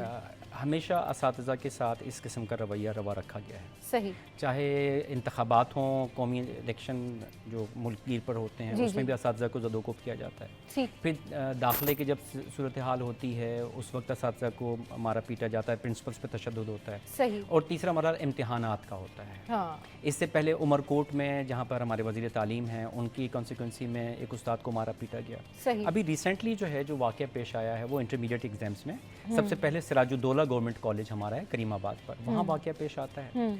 उसके अगले दिन ही हमारा गवर्नमेंट जिना कॉलेज है नाज़िमाबाद में, वहाँ पर वाक़या पेश आता है। सिराजुद्दौला कॉलेज में असातिज़ा ने चिटिंग रोकने के लिए सख्ती की, तो ये जो बैरूनी अनासिर हैं जिन्होंने बच्चों से कुछ पैसों की लेन देन की हुई थी, जब उनके मामलात नहीं वो हो रहे थे, तो उन्होंने फिर उस उस्ताद को पर्टिकुलर, जो बहुत ज़्यादा सख्ती कर रहे थे, एसोसिएट प्रोफेसर हैं हमारे अनवर राजपूत साहब, वहाँ पर मारा पीटा गया, तशद्दुद का निशान। अच्छा, वो उस्ताद जो हैं वो फालिज के अटैक में हैं और उनका एक हाथ भी थोड़ा सा वो डिस्टर्ब है। उनको बहुत तशद्दुद का निशाना बनाया और कहा, धमकी दी कि अगर तुम कल आए तो तुम्हारी हम टांगें तोड़ देंगे और हम तुम्हें कुछ भी कर सकते हैं। अगले रोज़ गवर्नमेंट जिना कॉलेज में हमारे वहाँ पर असिस्टेंट प्रोफेसर हैं, उन्होंने भी इसी तरह सख्ती वहाँ की, तो उनके सीने पे पिस्टल रखी, लोडेड पिस्टल रखी, और उसे कहा प्रोफेसर के कि तुम इस तरह से हमें रोक रहे हो, हमें तुम्हें मार देंगे। उस कौन वक्त लोग थे सर ये जो आए थे गन लेके इम्तिहानी मराकज़ के अंदर? ये अपना नाम यूज़ करते हैं, एक स्टूडेंट ऑर्गेनाइजेशन है पख्तून स्टूडेंट फेडरेशन, उसका ये लोग नाम इस्तेमाल करते हैं। हालांकि पख्तून स्टूडेंट फेडरेशन के जो लोग हैं, जो स्टूडेंट्स हैं, वो हमारे स्टूडेंट भी हैं और वो हमसे राब्ते में भी हैं और बहुत अच्छे बच्चे हैं वो। लेकिन उनके जो ये नाम यूज़ कर रहे हैं वो उनकी तरफ से ये था। अच्छा, जो हमारे सिराजुद्दौला कॉलेज है वहाँ पर हम अगले दिन थाने पे भी गए और हमने वहाँ FIR नॉमिनेट किया लोगों को और लॉन्च हुई, लेकिन अब तक वो गिरफ्तारी अमल में नहीं आई है। ये एक बड़ा कंसर्न है कि सही। एक उस्ताद को कैसे आप तहफ़्फ़ुज़ देंगे। फिर इसी तरह से हम जिन्ना कॉलेज का जब वाक़या आया तो हम वहाँ थाने पे गए, तो जो वहाँ के SHO थे पापोश नगर के, he is a nice man, उन्होंने बहुत अच्छा हमारे साथ कोऑपरेट किया। हाँ। और जिना कॉलेज में अल्हम्दुलिल्लाह हमारी चीज़ें इस वक्त काफ़ी बेहतर हैं और कोई ऐसी सूरत हाल नहीं है। मैं आपके तवस्सुत से, TV चैनल के तवस्सुत से, वज़ीर आला सिंध से, वज़ीर तालीम सिंध से ये अपील कर रहा हूँ कि असातिज़ा को तहफ़्फ़ुज़ फ़राहम करें। हम मुतालबा कर रहे हैं बहुत अरसे से सिंध प्रोफेसर लेक्चरर एसोसिएशन कि भाई हमें आप तहफ़्फ़ुज़ असातिज़ा बिल दीजिए। जब आप सूबाई असम्बली से एक बिल मंजूर करेंगे, एक तहफ़्फ़ुज़ उस्ताद महसूस करेगा तो वो अपनी ड्यूटी अच्छे तरीके से सरअंजाम दे सकता है। मैं आपको ये भी बता दूं कि कुछ सर जब इम्तिहान हो रहे होते हैं, एग्ज़ाम्स हो रहे होते हैं, ज़ाहिर है इंटरमीडिएट के एग्ज़ाम्स हैं, it's a big deal for those they are doing this, तो ऑब्वियसली पूरे मुस्तकबिल के जो मेमार होते हैं ना, यानी आप देखिए फ्यूचर जो हमारे स्टार्स कह लें या फ्यूचर स्टूडेंट्स कह लें, यानी कि जिन्होंने आगे बढ़ के बहुत सारी चीज़ों में जाना है और बड़ी बड़ी जगहों पर होना है मौजूद, वो जब पेपर दे रहे हैं उनमें बहुत सारे ऐसे भी स्टूडेंट्स होते हैं जो डेफिनेटली बहुत तैयारी करके बहुत पढ़कर आ रहे होते हैं, तो डेफिनेटली उनको भी प्रॉब्लम होती है और फिर इस तरह से उनका भी जो एक डिस्टर्बेंस होता है। और दूसरा, क्या सिक्योरिटी नहीं थी वहाँ पर मौजूद? इस मरतबा जो हमें बहुत ज़्यादा कंप्लेन है और यही कंप्लेन चेयरमैन बोर्ड को भी है। हाँ। जो अभी नए चेयरमैन बोर्ड जो आए हैं इंटरमीडिएट बोर्ड में, गुलाम हुसैन सोहू साहब, वो बहुत ज़्यादा कोशिश कर रहे हैं और उन्होंने बहुत सारी अच्छी चीज़ें की हैं। मैं उन्हें अप्रिशिएट भी करता हूँ आपके TV चैनल के। लेकिन हमें जो शिकायत है वो इंतज़ामिया से है। हमें कोई सिक्योरिटी प्रोवाइड नहीं की जा रही। अगले दिन ही मैं आपको दूँ, सिराजुद्दौला में हमने रात को FIR कटवाई। उन्होंने हमसे कमिटमेंट की कि कल पेपर शुरू होने से आधा घंटा पहले पुलिस मोबाइल मौजूद होगी। चलिए, इन शॉर्ट आप ये कहना चाह रहे हैं कि किसी किस्म की कोई सिक्योरिटी जो है वो इन लोगों को प्रोवाइड नहीं की जा रही। बहुत शुक्रिया सर शो पे आने के लिए। शो में यहाँ वक्त है एक ब्रेक का और हेडलाइंस ब्रेक है, उसके बाद फिर हम वापस आएंगे और दीगर जो स्टोरीज़ है वो आपके साथ में शेयर करेंगे।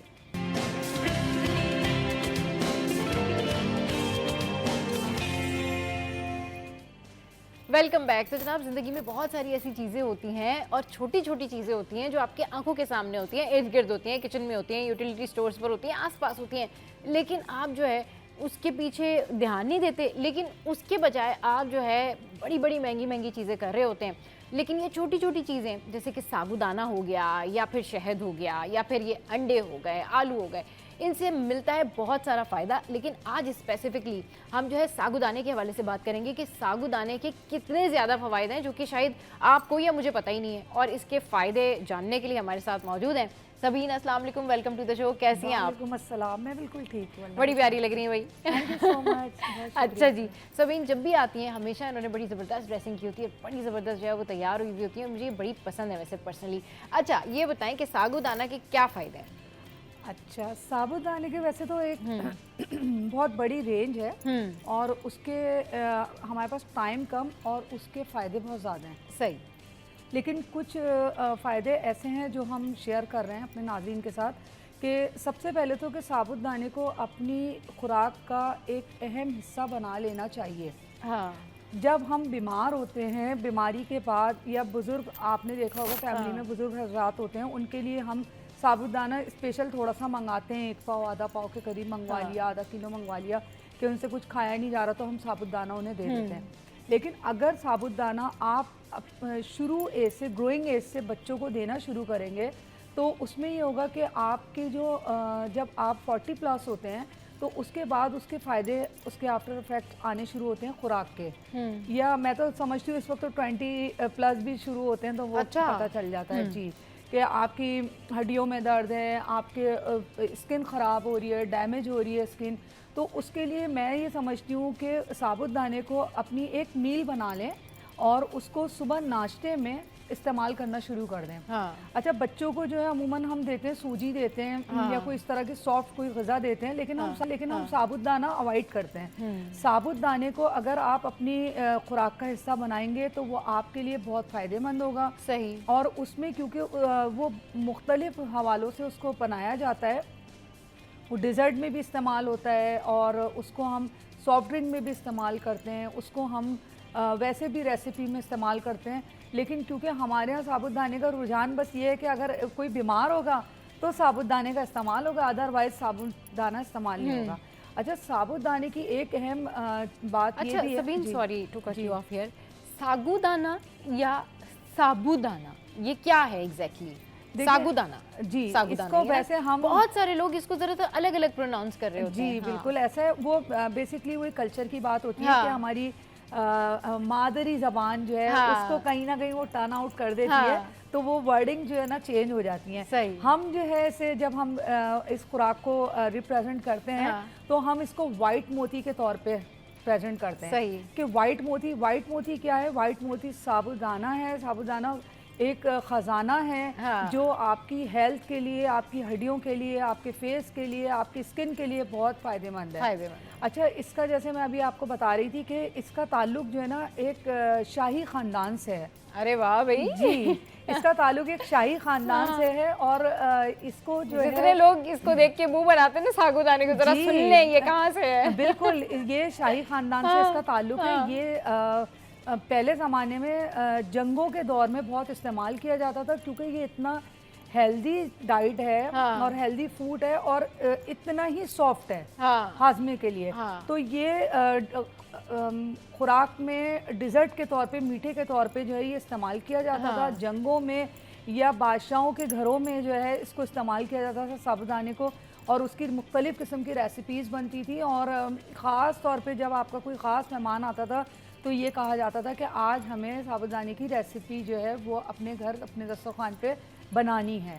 तो ये इसलिए बनाई जाती थी कि ये इतनी अहम रेसिपी होती थी, इतनी अहम दस्तरखान का एक हिस्सा होता था कि जैसे मैंने बताया कि अब आपको खाली आपके पास स्टोर में इतना सा, बाज़ दफ़ा तो सम टाइम ऐसा होता है लोगों के पास होता ही नहीं है घर में और उसको परचेज़ करना पड़ता है। लेकिन क्योंकि मैंने जैसे बताया कि अपनी खुराक का हिस्सा बनाएं, सुबह उसको नाश्ते में इस्तेमाल करें, उसको आप सॉफ्ट ड्रिंक में इस्तेमाल कर लें, या आप उसको चाहें तो आप उसको डिज़र्ट में, कस्टर्ड में, किसी भी चीज़ में मिला के आप खा सकते हैं। इसमें क्योंकि कैल्शियम बहुत ज़्यादा होती है तो इस वजह से ये बहुत फ़ायदेमंद होता है। इससे आप फेस को भी अपने ग्लो कर सकते हैं। आपका फेस जो है, क्योंकि देखिए मैं तो साबुदाने का इस्तेमाल बहुत करती हूँ और वो अक्सर लोग पूछते भी हैं कि भाई, मैं कहती हूँ क्रीमें और ये लोशन और ये सारी चीज़ों से बेहतर है कि जैसे आपने शुरू में कहा कि इससे बेहतर है कि आप अपने एक्सपेंस जो हैं वो साबुदाने के ऊपर और उसकी उसमें लगाएं। दलिया है और बहुत सारी, क्योंकि हमारा टॉपिक है साबुदाना है तो हम उसी पर डिस्कस करेंगे। तो अभी जैसे मैंने सुबह में आते हुए आपने उसको, जब आप सो के उठें तो उसको 10 मिनट के लिए आपने भिगो दिया, वो वैसे ही बहुत सॉफ्ट होता है। सही। भिगोने के बाद आप चाहे तो आप उसको दूध में इस्तेमाल कर लें, सही। चाहे तो आप उसको सादा उसको खा लें, या उसमें थोड़ी सी शुगर आप शामिल कर लें। अच्छा, शुगर पेशेंट के लिए कि वो उसको सादा इस्तेमाल करें। सही। उसमें चीनी वैसे भी खुद भी अवॉइड करते हैं, लेकिन ये क्योंकि उसमें शुगर ऑलरेडी मौजूद होती है तो कोशिश करें कि जो शुगर पेशेंट है उसका थोड़ा कम इस्तेमाल करें, कम इस्तेमाल करें। अच्छा, क्योंकि आप जब अपनी खुराक का हिस्सा बनाएंगे, बच्चों की खुराक का, अब जैसे आपने साबुदाना बनाया, बच्चों को पता चल गया ये है तो वो कभी भी नहीं खाएंगे। उसके लिए आपके पास ऑप्शन है कि आप उसमें थोड़ी सी चॉकलेट शामिल कर सकते हैं, ड्राई फ्रूट शामिल कर सकते हैं, उसको आइसक्रीम के तौर पे आप शामिल कर सकते हैं, मतलब बना सकते हैं अपनी रेसिपी का हिस्सा। तो इस तरह की बहुत सारी चीज़ें हैं कि जो आप अपने दस्तरखान पे शेयर कर सकते हैं। अब क्योंकि हम साबुदाना खाली ये सोचते हैं यार अम्मी बीमार हैं, बुजुर्ग हो गए, वो चबाया नहीं जा रहा, ऐसा होता है ना कि दांत में दर्द है या बुजुर्ग हैं तो या बीपी लो होता है या कुछ इस तरह से होता है। क्योंकि मैं पर्सनली तो जब मेरा बीपी बहुत लो होता है, स्पेशली रमज़ान में जब मेरे बुलेटिन होते थे और सुबह से लेकर शाम तक जो है हम लोग ऑन एयर होते थे, तब I used to eat that कि भाई आप जो है सहरी में ज़रूर उसे खा लें और फिर जो है जब इफ्तार के बाद तब भी आप जो है वो थोड़ा सा खा लें ताकि आपको फील हो के जान, क्योंकि ऑब्वियसली जब आपने इतना लंबा टाइम बैठना होता है ऑन ईयर तो फिर जाहिर सी बात है तो बहुत एनर्जी आपको चाहिए होती है। और स्पेशली न्यूज़ का तो सिनेरियो यही होता है कि आप 10-10, 12-12 घंटे जो है वो बैठे हुए होते हैं ऑन एयर, और फिर उसमें यानी you have to eat something, कुछ एनर्जेटिक चाहिए होता है। तो मुझे पर्सनली इससे बहुत फायदा हुआ था, देखिए, मुझे बहुत sport- एनर्जी मिली थी इससे। हाँ, स्पोर्ट में जैसे हमारे बच्चे हैं स्पोर्ट हाँ, करते हैं, स्पोर्ट्स के लिए भी स्पोर्ट के लिए अच्छा है। बहुत हेल्दी है हाँ। कि अगर आप आपने सुबह में एक ग्लास इसको थोड़ा सा मतलब 1 से 2 चम्मच आपने भिगो के हाँ। और उसको दूध के साथ पी लेना, तो वो हाँ। स्पोर्ट के लिए बच्चे और बच्चियां खास तौर हाँ, पे जैसे 14 प्लस के बाद आप जो है ना उसको वैसे तो मैं तो कहती हूँ कि बच्चों को शुरू से ही जब आप देना शुरू कर दें 6 महीने बाद ही बच्चों की खुराक शुरू होती है, तो उसमें अगर आप उसको हिस्सा बना लें पार्ट, तो फिर आगे जाके बच्चा देखें वही चीज़ खाएगा जो शुरू से ही उसको टेस्ट उसकी ज़बान पे होगा। अब हम आगे जाके बच्चों की रेसिपी या चीज़ें चेंज करते हैं तो अमूमन ऐसा होता है कि बच्चे फिर वो चीज़ नहीं खाते। नहीं खाते। हाँ, ये तो कोशिश करें, इसके बहुत सारे मजीद और फायदे क्या हैं। फायदे हैं जी। साबूदाने के? देखिए मजीद फायदे इसके ये मैंने जैसे आपको बताया, एक तो स्पोर्ट का है, एक मेजर होता है ना कि जी आपको मल्टीपल मेजर जो है ना वो साबूदाना खाने का ये फायदा है, तो उसका क्या? देखिए उसका फ़ायदा सबसे अच्छा ये कि वो आपकी आईसाइट के लिए बहुत अच्छा है, अच्छा, आँखों के लिए। आँखों के लिए। उसके अलावा सबसे अहम बात ये है साबूदाने की कि वो आपके जो जिस्म के अंदर ज़ख़म होते हैं, हाँ। जो इंटरनल ज़ख़म होते हैं, वो उसको बहुत ही अच्छे और कम टाइम में ख़त्म कर देता है। जैसे अच्छा, हम that's great, that's great, हाँ। जैसे कि हम नारियल का पानी इस्तेमाल हाँ। करते हैं, नारियल का पानी भी मैदे की और जिगर के जो ज़ख़म होता है उसको ख़त्म करता है। लेकिन बाज़ दफ़ा ऐसा होता है कि नारियल का पानी लेने के लिए आपको जाना पड़ता है या मंगवाना पड़ता है, लेकिन साबूदाना ऐसी चीज़ है जो आपके घर में अवेलेबल होता है। वो आप अगर इस्तेमाल करेंगे तो आपके अंदर के जिस्म के जो ज़ख़म है या आपकी हड्डियाँ जो बुरबुरी हो जाती हैं, स्किन जो होती है आपकी झड़ने लगती है, उसके लिए बहुत फ़ायदेमंद है। तो उसका फ़ायदा इतना है कि वो आपके अंदर के ज़ख़म, दैन ये कि आपकी स्किन जो है वो उसको जो है ना उसको बहुत उसको सेव करके रखता है, उसकी हिफाजत करता है। उसके खाने से आपके ये फ़ायदे बहुत ज़्यादा हैं।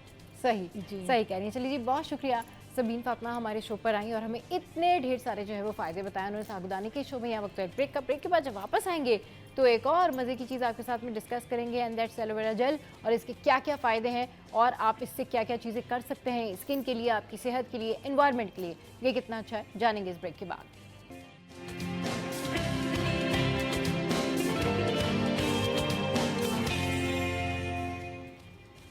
Welcome back. तो जनाब, अभी जिस तरह से मैं आपको बता रही थी ब्रेक से पहले कि हम एलोवेरा जेल जो है आज उसके बारे में बात करेंगे कि एलोवेरा जेल किन किन चीज़ों के लिए मुफीद है और उससे क्या कुछ किया जा सकता है स्किन के लिए, आपके बालों के लिए और दीगर कितनी चीज़ों में जो है ये इसके बेनिफिट्स हैं। इस पर बात करने के लिए हमारे साथ मौजूद है शेफ़ समीन मुइज़। अस्सलाम वालेकुम, वेलकम टू द शो। कैसी हैं आप? ठीक ठाक हैं? गुड, आप कैसी हैं? बिल्कुल ठीक ठाक। अच्छा, ये बताइए कि बहुत सारे लोग जिस तरह से एलोवेरा जेल का इस्तेमाल करते हैं तो डेफिनेटली उनको ये होता है कि जी इससे हमारे बाल अच्छे हो जाते हैं या स्किन अच्छी हो जाती है।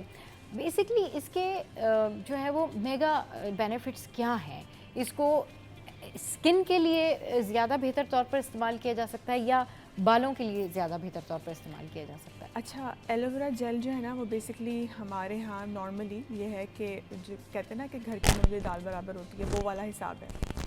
जितना ये आसानी से आपके घर में उग सकता है, बहुत इजी है इसको अपने घर में ही इसकी फार्मिंग करना। It's very easy to grow. आप इसकी एक भी शाख लगाएंगे तो ये मल्टीपल जो हैं वो बन जाते हैं। मेरे अपने घर में मेरी अम्मी के यहाँ पूरी बालकनी में एलोवेरा भरा हुआ है और वो हमने ऐसे ही लगाया हुआ है। अच्छा, ये होता है कि हमें उसके फ़ायदे इसलिए पता नहीं होते क्योंकि बहुत ज़्यादा बात नहीं होती, नॉर्मली मिल जाता है ना। अब क्योंकि इसके ऊपर इतनी ज़्यादा तहकीक हुई है, इतनी रिसर्च हुई है कि अब लोगों को इसके बारे में पता चलना शुरू हुआ है। अब आपको बॉटल्स में भी जो है इसकी जेल अवेलेबल्स हैं, आपको पैक में भी मिल जाती हैं। फार्मास्यूटिकल कंपनीज़ भी जो हैं वो एलोवेरा जेल के कैप्सूल्स और उनकी स्किन ट्रीटमेंट्स के लिए बहुत सारी चीज़ें जो हैं वो निकाल रही हैं। तो डेफिनेटली इसके बहुत फ़ायदे हैं और ये मल्टीपल चीज़ों में जो है ना आपको हेल्प करता है। अब फॉर एग्जांपल आपकी जो स्किन है, स्किन में आपको हीट बर्न जैसे हो जाता है कि सन बर्न हो जाता है, आपकी रैशेस हो जाते हैं, रेडनेस हो जाती है, आप एलोवेरा को इसमें काटें और उसका ऊपर का जो उसके लिए जो उसका छिलका सा होता है ग्रीन कलर का, डार्क ग्रीन, वो आप निकाल के और जो अंदर का जेल है वो आप डायरेक्ट स्किन पे अप्लाई कर सकते हैं। वो फ़ौरन जो है आपकी रेडनेस जो है, आपकी इचिंग जो है उसको जो है वो कम करता है। इसके अलावा जो एक्नी मार्क्स होते हैं उसके ऊपर भी कहा जाता है कि अगर आप लगाएं उसको अपने एक्नी मार्क्स के ऊपर वीकली 2-3 दफ़ा, तो वो भी काफ़ी कितनी टाइम में इसका जो है वो फ़ायदा होता है, ज़्यादा होता है? जैसे आपने बताया कि स्कार्स हैं या एक्ने हाँ, मार्क्स हैं देखें उसके ऊपर। आपको टाइम तो कोई भी मेडिकल ट्रीटमेंट आप स्किन के ऊपर भी करते हैं, आपको उसमें भी टाइम लगता है, तो हाँ। कम से कम आप इसको लगाना शुरू करें तो आपको डेफिनेटली इसके बेनिफिट्स जो है वो नज़र आने शुरू हो जाएंगे। अच्छा, उसके अलावा फॉर एग्जांपल आपके आर्म पेट्स हैं, उसमें बहुत ज़्यादा स्मेल है, इचिंग है, उसमें बहुत अच्छा है। अच्छा, आप इसको ये जो है एंटी फंगल होता है, एंटी फंगल की वजह से जो आपके डिफरेंट किस्म के बैक्टीरियाज होते हैं उससे भी फाइट करता है। सही। और अगर आप इसको कोकोनट ऑयल के साथ मिक्स करके हाँ। बालों में इसको अच्छे से लगाएं तो हाँ। आपके जो स्कैल्प के इश्यूज होते हैं, बहुत ज़्यादा खुश्की होती है, ये उसको भी जो है वो ख़त्म करता है। अच्छा, और बड़े मज़े की बात ये कि it's a very good moisturiser.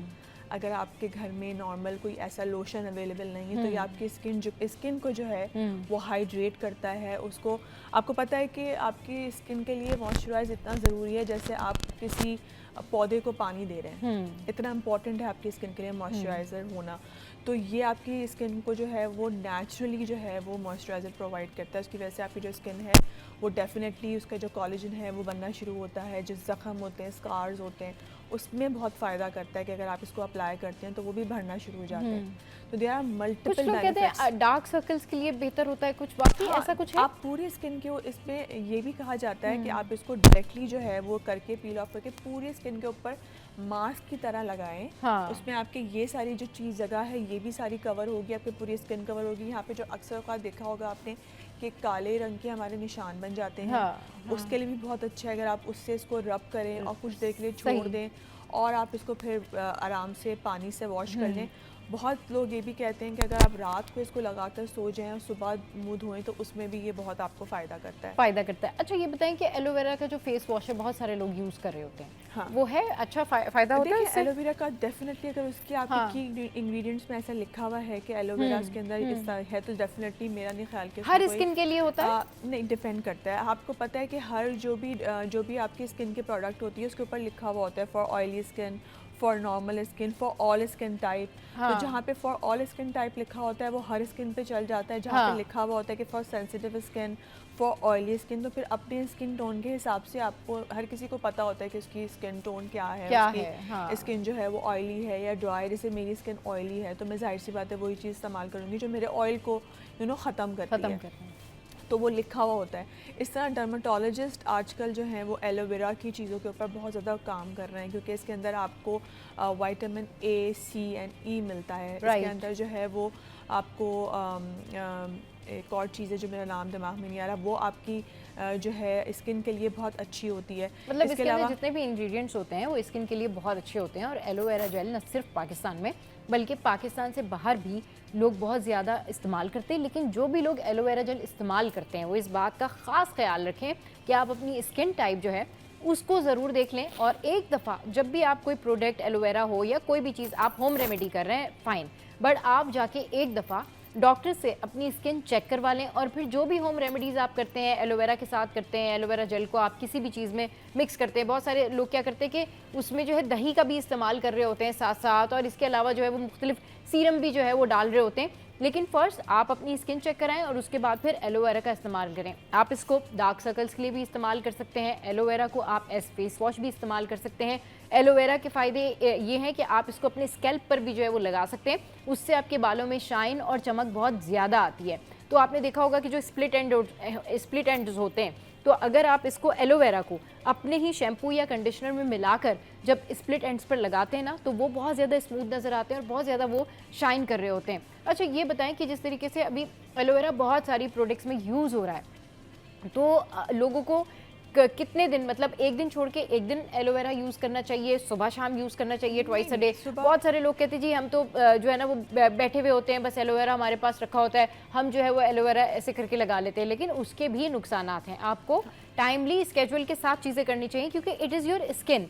आप सुपरफिशली जब अपनी स्किन के ऊपर एलोवेरा को अप्लाई कर रहे होते हैं तो डेफिनेटली जो एलोवेरा आपकी स्किन की रेडनेस को ख़त्म कर रहा है, तो अगर आप बिला वजह अप्लाई करेंगे तो वो it can harmful for your skin. हाँ बिल्कुल ऐसा ही है कि आपको पहली बात तो सबसे इम्पोर्टेंट बात तो ये कि आपको अपनी स्किन टाइप पता, जैसे आपने बोला पता होनी चाहिए। आपका जो भी डॉक्टर है एक दफ़ा उससे ज़रूर आप कंसर्न करें। हाँ। अगर आपको एलोवेरा या कोई भी ऐसी हर्बल रेमेडी हम जो करते हैं घरों में, जो टोटके इस्तेमाल करते हैं, अगर आपको उससे ज़रा सी भी किसी किस्म की कोई रैशनेस आ रही है, कोई आपको ऐसा लग रहा है कि जैसे जलन महसूस हो रही, तो आप फ़ौरन उसको स्टॉप कर दें। ये सबसे बेस्ट तरीका होता है जज करने का कि आपकी स्किन आपको क्या रिएक्ट कर रही है, क्योंकि हर चीज़ हर किसी के ऊपर सूट नहीं करती है। ऐसा नहीं होता है कि मेरे ऊपर जो सूट कर रहा है वो आपके ऊपर भी सूट करेगा।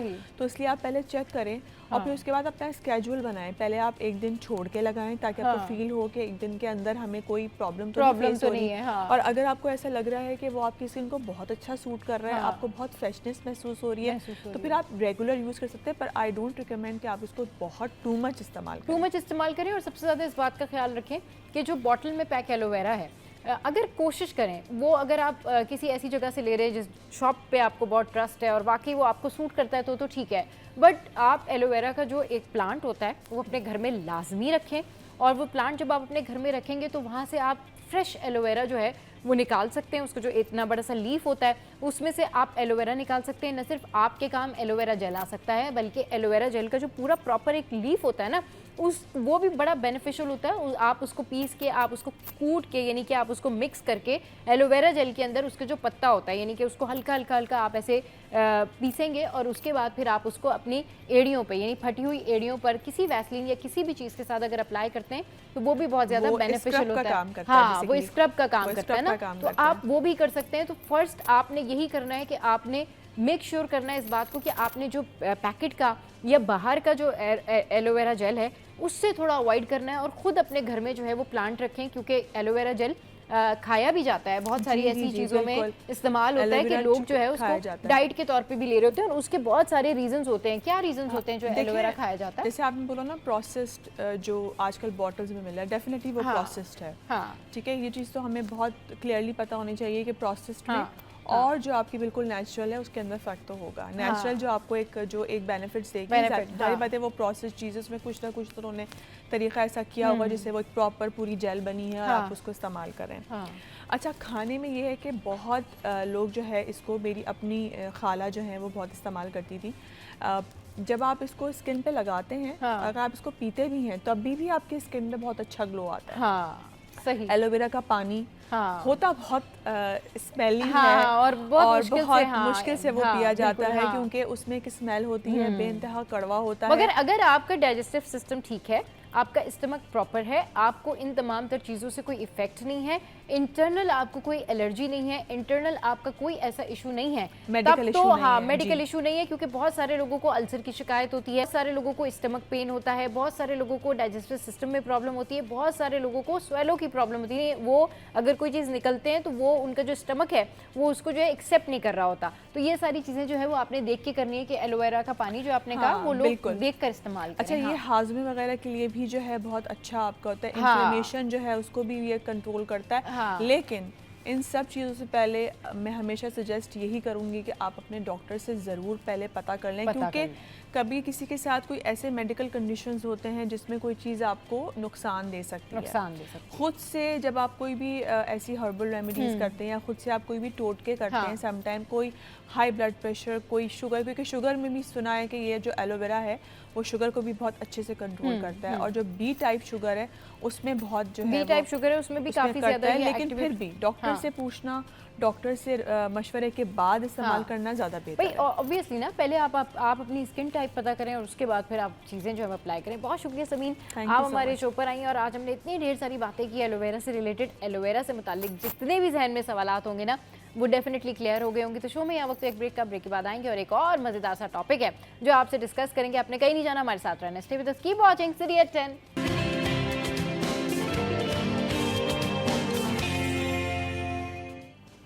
Welcome back. तो एक और मज़ेदार टॉपिक है और गेस्ट जो इस वक्त हमारे साथ मौजूद हैं वो भी बड़े ज़बरदस्त हैं।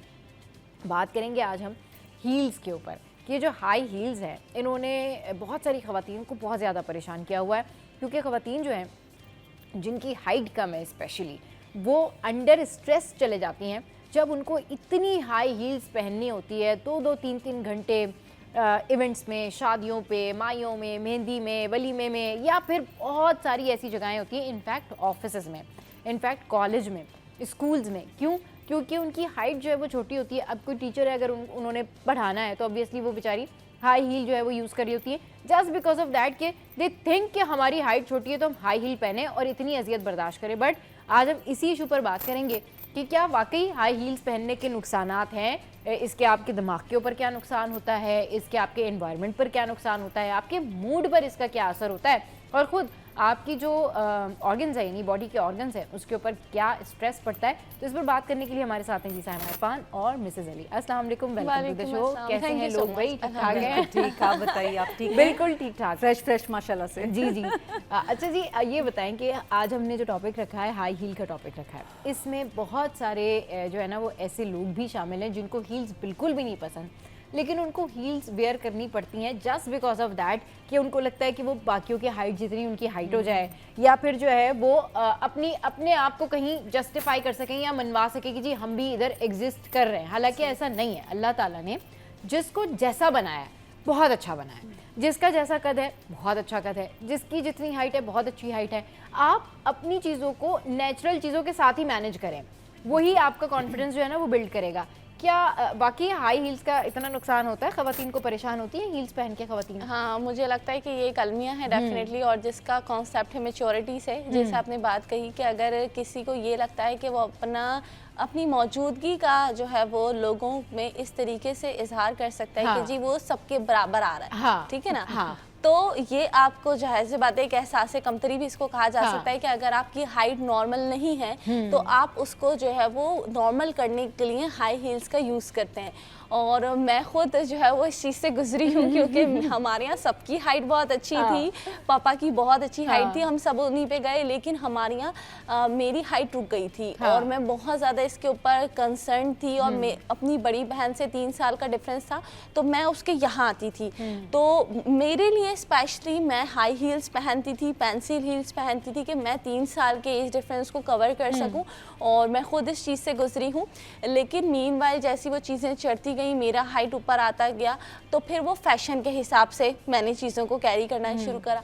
अब शादी के बाद इस तरीके से लगता है कि यार आपका कंफर्ट जोन पहले हो, क्योंकि हम जहाँ भी जाते हैं अलॉन्ग विद किड्स जाते हैं, तो ये कलमिया है सैंडल्स का। लड़कियों में इसको लेके क्रेज भी है, ताकि उनका जो फिजिकल अपीयरेंस है वो अच्छा लगे, और कहीं ना कहीं वो हाइट को लेके भी कॉन्शियस है, हाइट को लेके भी कॉन्शियस है। और मैं आपको बताती हूँ कि जब आप हाई हील पहनते तो आपको मेडिकली इसका क्या नुकसान होता है। किडनीज, आपका सबसे पहले जो ऑर्गन जो प्रॉब्लम करता है बॉडी के अंदर, किडनी फंक्शन, वो आपका जो है वो प्रॉब्लम करता है, आपको किडनी पेन होती है, और दूसरा होता है आपका नर्व्स, और तीसरा होता है आपका फुट स्ट्रेस।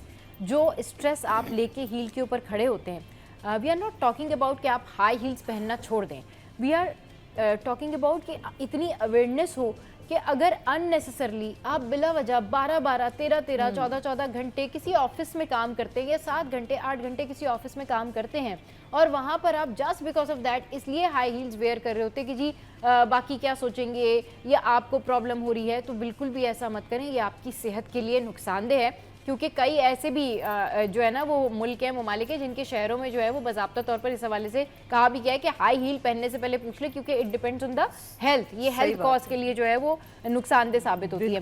साहिमा, आपका तो काम ही है fitness and all, you know, gymming, और बहुत सारी खवातीन आपके पास आती हैं, तो आप क्या समझती हैं कि हाई हील के कितने नुकसानात हैं? खवातीन को रेगुलर हाई हील वेयर करनी चाहिए, या फिर अपना जो है वो कंफर्ट जोन देखना चाहिए? क्योंकि बहुत सारे लोग पूछते हैं कि what's your style. I always said that my style is my comfort. जिस चीज़ में मैं कंफर्टेबल हूँ वो मेरा स्टाइल है। बिल्कुल बिल्कुल सही कह रही हैं आप, लेकिन ये कि ये वही कहते हैं ना कि जहाँ आपका जैसा माहौल है उसी मुताबिक आप चलते हैं कि जैसे अगर आपने कैजुअल आप चल रहे हैं तो वो उसके हिसाब से अलग शूज़ होने चाहिए। अगर शादी ब्याह में आप जा रहे हैं तो उसमें एक अलग आपका पैटर्न होता है जाने का, ठीक है। तो क्या है कि आप अपने वही सबसे पहले बात आ जाती है कंफर्ट जोन की। आजकल तो मैंने ये भी देखा है कि जो दुल्हन जो होती है वो उसको बहुत ज्यादा ज्यादा देर उसको बैठना पड़ता है या चलना पड़ता है, आजकल तो दूसरे स्टाइल वो बिल्कुल, हाँ, वो दिन से जो है वो शूज शुरू हो जाते हैं और वो हाई हील्स के साथ सही तो इसीलिए वो फिर उनके बाकायदा शूज, वो वेडिंग शूज जो है अलग से बनाए जाते हैं उनके लिए, या तो वो पहन लें या फिर ब्लॉक जो है, जैसे मैंने अभी वेयर किया हुआ है, इस टाइप के शूज जो है बेस्ट हैं अगर किसी को अच्छे लगते हैं, हाँ, ठीक है। अगर किसी को पहनना ही है, बहुत मजबूरी है, पहन रहे हैं, अव्वल तो आप जो है वही अपना कंफर्ट जोन देखें, हाँ। जिस माहौल में आप रहते हैं, जिस जगह आप रहते हैं, उस जगह को देखें। सैमा, इनफैक्ट आप क्योंकि फिटनेस ट्रेनर हैं तो आपको पता होगा कि ज्यादातर लोग तो जॉगर्स में या स्लीपर्स में आ रहे होते हैं जिम करने के लिए, और वो कंफर्ट जोन होता है उनका।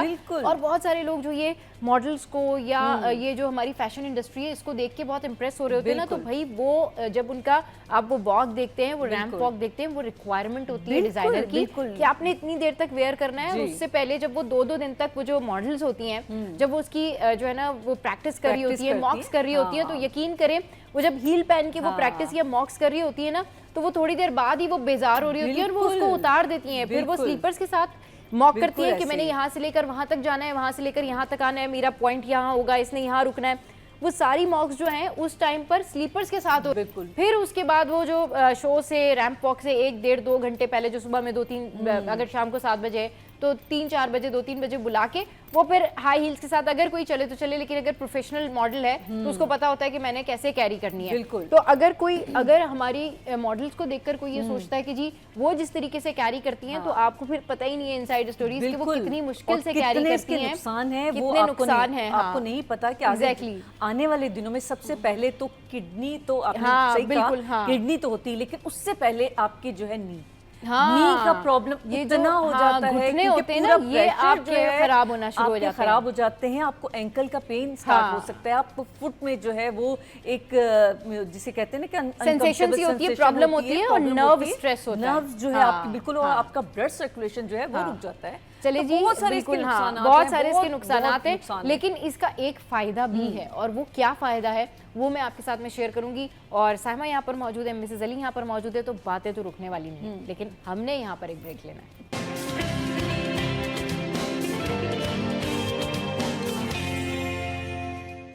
Welcome back. तो जनाब बात हो रही है हाई हील्स की, और सबसे पहले मैं आपको इसका एक फ़ायदा बता देती हूँ, उसके बाद फिर इसके कई सारे नुकसान हैं जिस पे बात करेंगे। हाई हील पहनने का एक फ़ायदा ये होता है, जो कि साइकेट्रिस्ट या साइकोलॉजी जो है इस हवाले से बात करती है, वो ये है कि जिन लोगों का कद छोटा होता है वो हाई हील पहन के अपने आप में कॉन्फिडेंस फील करते हैं, उनको ऐसा लगता है कि हम प्रेजेंटेबल हैं, उनको ऐसा लगता है कि शायद हम बाकी लोगों की हाइट से हाइट मिला के जो है वो मैच कर सकते हैं अपनी हाइट को। मगर इसका नुकसान ये होता है कि फिर ये उनको लाइफ टाइम कैरी करना पड़ता है, क्योंकि फिर आप जिस तरह अपनी पर्सनैलिटी बनाते हैं उस तरह आपकी पर्सनैलिटी हमेशा से मेंटेन हो जाती है। तो अगर आपने किसी भी जगह पर, किसी प्रोफेशनल जगह पर जाकर अपनी फर्स्ट अपीयरेंस दी है, देन फिर आपको वो मेंटेन करना पड़ती है। इसीलिए हम ये बात कर रहे हैं कि आपका कद जैसा भी दिया है अल्लाह ताला ने, उसके ऊपर शुक्र अदा करें।